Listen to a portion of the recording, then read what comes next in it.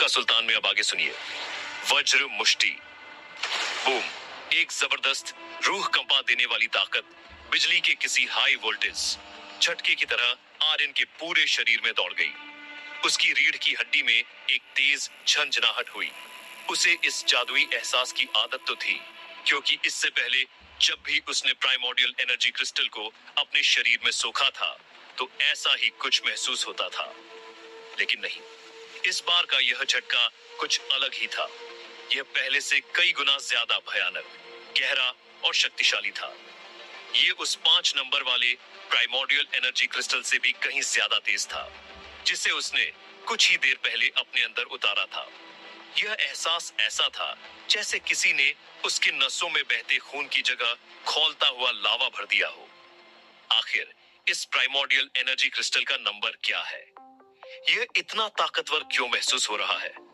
ऐसा लग रहा है जैसे मेरे अंदर कोई ज्वालामुखी फटने वाला है। आर्यन अभी इस अजीब सी खुशी और सदमे में डूबा ही हुआ था कि उसे अपने शरीर के अंदर एक और बिल्कुल नई और खौफनाक ताकत महसूस हुई। आम प्राइमोर्डियल एनर्जी क्रिस्टल के झटके के बिल्कुल उलट यह दूसरी ताकत एक फुंफकारते हुए बिजली के सांप की तरह उसकी रगों में दौड़ने लगी। ऐसा लगा जैसे वो ताकत उसके शरीर की उन बंद, सूखी और सोई हुई नसों को जबरदस्ती चीर कर खोल रही हो, जहां पहले कभी कोई एनर्जी नहीं पहुंची थी। वो बिजली का सांप उसके शरीर के अंदर एक नया, अजीब सा और रहस्यमयी रास्ता बना रहा था। तो यह सच है। डायमेंशनल हिस्ट्री की किताबों में जो लिखा था वो सच है। यह बलशाली चींटी क्रिस्टल कोई आम क्रिस्टल नहीं, बल्कि सच में एक प्राइमोर्डियल एनर्जी स्किल क्रिस्टल है। वही लेजेंडरी चीज जिसके बारे में पुरानी कहानियों में बताया जाता है। लेकिन पता नहीं इस लाल खूंखार चींटी की स्किल आखिर है क्या? आर्यन का दिल इतनी जोर जोर से धड़कने लगा कि उसे अपनी ही धड़कनें कानों में साफ सुनाई देने लगी। वो यह जानने के लिए बुरी तरह बेचैन था कि उसे कौन सा खजाना मिल गया है। जैसे जैसे वो बिजली के सांप जैसी ताकत उसके शरीर में अपना नया रास्ता बनाती गई, आर्यन के शरीर में मौजूद उसकी अपनी प्राइमोर्डियल एनर्जी भी हरकत में आ गई और एक बाढ़ की तरह उसी नए रास्ते पर तेजी से बहने लगी। और फिर जो हुआ वो देखकर आर्यन की आंखें फटी की फटी रह गईं। प्राइमोर्डियल एनर्जी के उस उबलते हुए बहाव के साथ आर्यन के दोनों हाथ अचानक से उबलते हुए खून की तरह लाल हो गए। उन पर एक ठंडी, फौलादी और मेटल जैसी भयानक चमक आ गई, जैसे उसके हाथ मांस और हड्डियों के नहीं बल्कि किसी लाल लोहे के बन गए हों। इसके अलावा उसे अपने हाथों में एक अजीब सा, ना सह पाने वाला भारीपन और नसों में खिंचाव महसूस होने लगा। हालांकि उसके हाथों का आकार नहीं बदला था, वो दिखने में पहले जैसे ही थे, पर उसे ऐसा लग रहा था जैसे उसके दोनों हाथों में कई टन भारी कोई खौफनाक ताकत भर गई हो।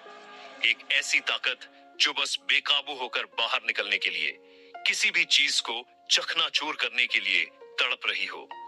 इस वक्त आर्यन का मन किया कि वो सामने दीवार पर या जमीन पर एक पूरी ताकत से जोरदार मुक्का मारे और देखे कि क्या होता है।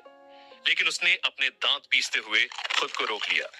वो स्कूल कैंपस के एक सुनसान हिस्से में था और यहाँ कोई तमाशा खड़ा करना ठीक नहीं था।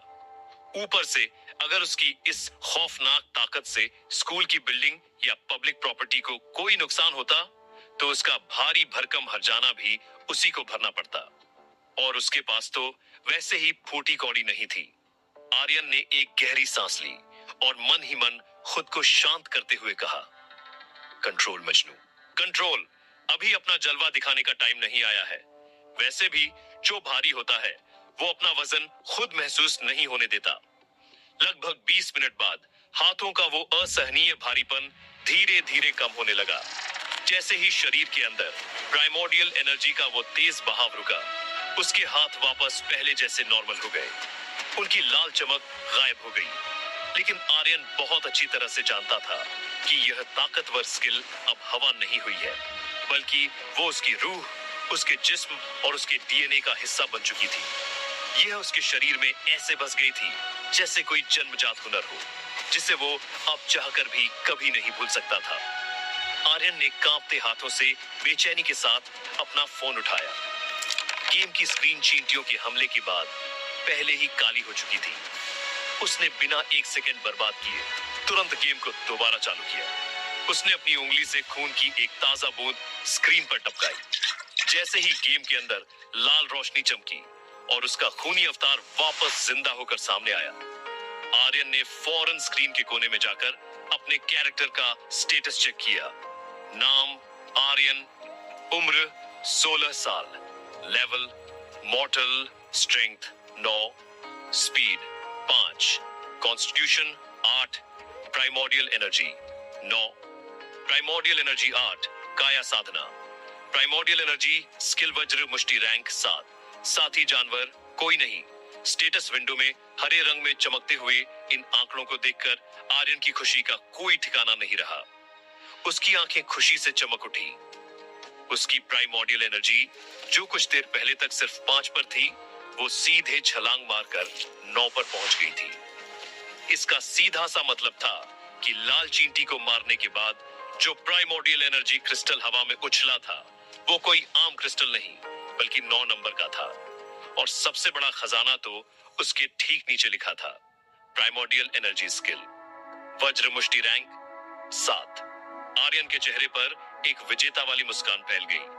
बाबू भैया, हेरा फेरी में कहा था ना, देने वाला जब भी देता देता छप्पर फाड़ के। आज तो साला भगवान ने पूरी छत ही उड़ा दी है। वज्र मुष्टि के आगे लिखा रैंक 7 किसी 7 नंबर वाले क्रिस्टल के असर जैसा ही था। इसका मतलब था कि बिना सालों तक पसीना बहाए, बिना किसी उस्ताद से ट्रेनिंग लिए, आर्यन की वज्र मुष्टि स्किल पहले ही दिन एक बहुत ऊंचे और खतरनाक रैंक पर पहुंच चुकी थी। पूरी दुनिया में प्राइमोर्डियल एनर्जी स्किल्स बहुत ही दुर्लभ मानी जाती थीं। वो किसी खजाने से कम नहीं थी। इसीलिए ब्लैक मार्केट या ऑफिशियल सेंटर्स पर ये बहुत ज्यादा महंगी होती थीं, करोड़ों में बिकती थीं। अब जब आर्यन को यह लेजेंडरी स्किल फ्री में मिल गई थी, तो वो इसका पूरा फायदा उठा सकता था।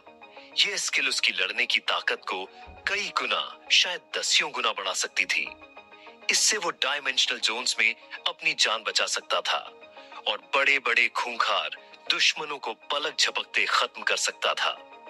भला इस खतरनाक दुनिया में ऐसा कौन सा बेवकूफ होगा जिसे ज्यादा से ज्यादा स्किल्स नहीं चाहिए होंगी। पहले आर्यन के पास इतने पैसे नहीं थे कि वो कोई स्किल क्रिस्टल खरीद सके। उसका पूरा ध्यान सिर्फ और सिर्फ काया साधना पर अपनी हड्डियां तोड़ने में लगा रहता था। इसलिए उसके पास कोई और स्किल सीखने या ढूंढने का समय भी नहीं था। यह वज्र मुष्टि उसकी जिंदगी की पहली प्राइमोर्डियल एनर्जी स्किल थी। इसके नाम और इसके असर से साफ था कि यह उसके मुक्कों की ताकत को किसी तोप के गोले जैसा बनाने वाली स्किल थी। अचानक आर्यन के तेज दिमाग में एक और बिजली कौंधी। 1 मिनट, अगर लाल चींटी से मुझे लेजेंडरी स्किल क्रिस्टल मिल सकता है, तो इसका मतलब है कि मेरे फोन का यह चींटियों का छत्ता गेम असल दुनिया के किसी भयानक डायमेंशनल जोन से बिल्कुल भी कम नहीं है।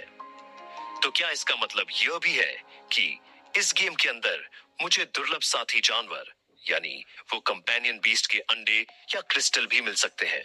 यह ख्याल आते ही आर्यन का जोश 7वें आसमान पर पहुंच गया।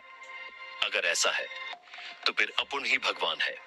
जैसे ही उसने गेम में दोबारा ग्राइंडिंग शुरू की, उसे एहसास हुआ कि जो स्किल उसके असली शरीर में थी, वो अब उसके गेम के अवतार में भी आ चुकी थी। उसके अवतार के पास भी वज्र मुष्टि इस्तेमाल करने की ताकत थी। आर्यन ने उत्सुकता और रोमांच से भरते हुए अपने अवतार को सामने आ रही एक काली बलशाली चींटी पर वज्र मुष्टि का इस्तेमाल करने का आदेश दिया, ताकि वो इसकी असली ताकत देख सके। अवतार के हाथ लाल हुए। उसने हवा में एक मुक्का घुमाया। बूम! एक बहरा कर देने वाला धमाका हुआ। खूनी अवतार का वो लाल मुक्का उस बलशाली चींटी के काले फौलादी कवच पर जाकर लगा और वार इतनी भयानक जोर से लगा कि उस चींटी का मजबूत सिर उसके ही धड़ के अंदर धंस गया। और अगले ही पल उस मुक्के के खौफनाक दबाव की वजह से उस चींटी का पूरा शरीर एक गुब्बारे की तरह धड़ाम से फट गया। उसके मांस के लोथड़े, हरा काला खून और कवच के चिथड़े चिथड़े होकर स्क्रीन पर चारों तरफ बिखर गए। यह खौफनाक नजारा देखकर आर्यन की आंखें फटी की फटी रह गईं। वो हैरान भी था और उसकी रूह तक कांप गई थी। गेम का खूनी अवतार असल में उसी की एक परछाई था। अगर उसका अवतार गेम में इतनी तबाही मचा सकता था, तो इसका सीधा सा मतलब था कि असल दुनिया में आर्यन के हाथों में भी यही खौफनाक ताकत आ चुकी थी। आर्यन के होठों पर एक खतरनाक मुस्कान आ गई। सनी देओल ने बिल्कुल सही कहा था। ये 2.5 किलो का हाथ जब किसी पे पड़ता है ना, तो आदमी उठता नहीं, उठ जाता है। और आज के बाद जो भी मुझसे पंगा लेगा, उसे सीधा ऊपर का टिकट मिलेगा। पहले उसे एक आम बलशाली चींटी को मारने के लिए काफी मेहनत करनी पड़ती थी। उसे चकमा देकर उसके कमजोर हिस्सों पर कई कई बार वार करने पड़ते थे। लेकिन यह वज्र मुष्टि तो एक अलग ही लेवल का बवाल थी। यह उस चींटी के सबसे मजबूत कवच को भी कागज की तरह चीरकर उसे सीधे अंदर से तबाह कर सकती थी। इसकी ताकत सच में डरावनी और दानवी थी। लेकिन हर बड़ी ताकत के साथ एक बहुत बड़ी कीमत भी चुकानी पड़ती है। वज्र मुष्टि जितनी भयानक और ताकतवर थी, वो आर्यन के शरीर की एनर्जी भी उतनी ही तेजी से पीती थी। आर्यन ने स्क्रीन के स्टेटस पर नजर डाली। एक मुक्का मारने में ही उसकी 4 प्राइमोर्डियल एनर्जी पॉइंट एक ही झटके में खर्च हो गए थे। आर्यन के पास कुल मिलाकर 9 पॉइंट थे। इसका सीधा सा गणित था। वो अपनी पूरी ताकत लगाकर सिर्फ 2 ही वज्र मुष्टि के मुक्के मार सकता था, और वो 2 मुक्के मारने के बाद उसकी सारी एनर्जी खत्म हो जाती और वो किसी कमजोर आम इंसान की तरह जमीन पर गिर पड़ता, जिसके पास भागने तक की ताकत नहीं बचती। वैसे तो इंसान के शरीर में खत्म हुई प्राइमोर्डियल एनर्जी समय के साथ अपने आप धीरे धीरे वापस आ जाती थी, लेकिन उसकी रफ्तार किसी कछुए से भी कम थी। आर्यन को सिर्फ 1 पॉइंट वापस लाने में पूरा 1 घंटा लगता था। जो एनर्जी वो 1 सेकंड के मुक्के में खर्च कर रहा था, उसे वापस पाने में 4 घंटे लगने वाले थे। इस भारी खर्च के सामने यह रिकवरी रेट कुछ भी नहीं था। हाँ, वो छोटे नंबर वाले प्राइमोर्डियल एनर्जी क्रिस्टल्स को खाकर अपनी एनर्जी तुरंत वापस ला सकता था, लेकिन आम लोगों के लिए यह बहुत ही फिजूल खर्ची थी। एक क्रिस्टल की कीमत लाखों में होती थी। तो इसका मतलब है कि यह वज्र मुष्टि मेरा ब्रह्मास्त्र है। इसे मैं तब तक इस्तेमाल नहीं कर सकता जब तक कि जान पर ना बनाए। हथियार जितना बड़ा होता है, उसकी गोली उतनी ही महंगी होती है। आर्यन ने खुद को समझाया। भले ही उसे एक बहुत ही ताकतवर स्किल मिल गई थी, लेकिन फिलहाल वो उसे सिर्फ एक आखिरी दांव की तरह ही छिपा कर रख सकता था। आर्यन ने अपना ध्यान वापस गेम पर लगाया और पहले की तरह ही किसी सन्यासी वाले सब्र के साथ ग्राइंडिंग करना जारी रखा। उसे उम्मीद थी कि शायद कोई और जादुई चीज या शायद कोई साथी जानवर उसके हाथ लग जाए। ग्राइंडिंग करना बेशक दुनिया का सबसे उबाऊ और बोरिंग काम था। एक ही तरह की चींटियों को मारना, एक ही स्क्रीन को घूरना, लेकिन जिस लड़के ने 16 साल की छोटी सी उम्र से पहले ही सिर्फ काया साधना के दम पर अपने शरीर को आग में तपाकर और हड्डियां गलाकर प्राइमोर्डियल एनर्जी हासिल कर ली हो, उसके लिए यह बोरियत एक मजाक से ज्यादा कुछ नहीं थी। उसके सब्र का कोई मुकाबला नहीं था। आर्यन अपने फोन की काली लाल दुनिया में पूरी तरह से खोया हुआ था। उसकी उंगलियां मशीन की तरह चल रही थीं। तभी अचानक उसकी सिक्स्थ सेंस ने उसे चेतावनी दी। उसे महसूस हुआ कि कोई उसकी तरफ आ रहा है। उसने बिना अपना सिर हिलाए अपनी कनखियों से देखा। दूर से स्कूल की यूनिफॉर्म पहने एक लंबी लड़की उसी की ओर चली आ रही थी। आर्यन ने एक पल के लिए अपने चारों ओर नजर घुमाई। वो स्कूल के एक कबाड़ और सुनसान हिस्से में बैठा था। आमतौर पर कोई भी स्टूडेंट्स, यहाँ तक कि टीचर्स भी यहाँ नहीं आते थे, और इस वक्त भी ऐसा ही था। दूर दूर तक उसके और उस लड़की के अलावा यहाँ कोई परिंदा भी पर नहीं मार रहा था। इसीलिए तो उसने बिना किसी रोक टोक के गेम खेलने के लिए यह जगह चुनी थी। अरे यार, कहीं यह रिया वर्मा तो मुझे नहीं ढूंढ रही, पर वो यहाँ क्यों आएगी? आर्यन ने उस लड़की को सीधे अपनी ही तरफ कदम बढ़ाते देखा। राज को राज ही रहने दो। आर्यन ने फुर्ती से अपना फोन बंद किया और उसे तुरंत अपनी पैंट की जेब में खिसका लिया। वो किसी भी कीमत पर नहीं चाहता था कि कोई भी इंसान यह देखे कि उसके फोन में क्या है। इस जादुई गेम का राज उसकी जान से भी प्यारा था।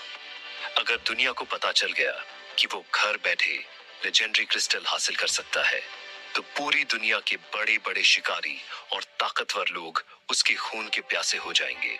यह उसके लिए बहुत बड़ी मुसीबत खड़ी कर सकता था। रिया वर्मा धीरे धीरे उसके पास आ रही थी। रिया कोई आम लड़की नहीं थी। वो काफी लंबी थी। उसकी हाइट लगभग 5 फुट 9 इंच थी। इस उम्र में वो स्कूल के ज्यादातर लड़कों के बीच भी छोटी नहीं लगती थी, और लड़कियों के बीच खड़ी होती तो वो अलग ही लीडर जैसी नजर आती थी। लंबी होने के बावजूद उसके शरीर की बनावट किसी योद्धा जैसी कमाल की थी। उसका छरहरा बदन और बचपन से ही कॉम्बैट की लगातार ट्रेनिंग करने की वजह से उसके शरीर में एक अलग ही खिंचाव और फुर्ती थी। उसकी लंबी मजबूत टांगें और उसकी आंखों की वो आक्रामकता देखने वालों पर एक गहरा खौफ और असर छोड़ती थी। उसके चेहरे पर एक जंगली खूबसूरती थी जो लोगों को आकर्षित भी करती थी और डराती भी थी। रिया का नाम जितना शांत था, उसका स्वभाव आग की तरह उतना ही तेज था। वो एक बहुत घमंडी और अपने उसूलों पर चलने वाली लड़की थी। जब तक अंजलि नाम की वो नई लड़की इस स्कूल में ट्रांसफर होकर नहीं आई थी और उसने आर्यन को हराया नहीं था, तब तक रिया वर्मा और आर्यन को ही इस विक्रमगढ़ हाई स्कूल के दो सबसे बड़े, सबसे ताकतवर और सबसे बेमिसाल जीनियस माना जाता था। स्कूल में बस इन्हीं दोनों के नाम का डंका बजता था। लेकिन इतना सब होने के बावजूद दोनों कभी एक ही क्लास में नहीं रहे थे। दोनों का स्वभाव भी एक दूसरे से बिल्कुल उल्टा था।